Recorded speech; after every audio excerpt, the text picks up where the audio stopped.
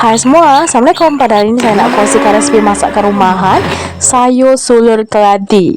Masak asam rebus. Jadi sulur keladi ni berkurang sama dengan batang keladi, tapi tekstur dia lebih halus.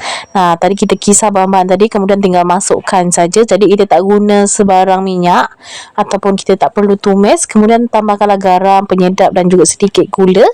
Dan setelah tu bolehlah masukkan kita punya sulur keladi.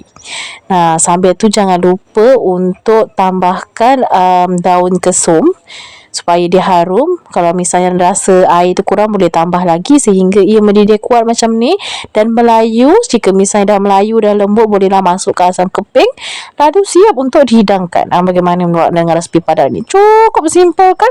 Dan rasanya juga sangat sedap dan segar gitu.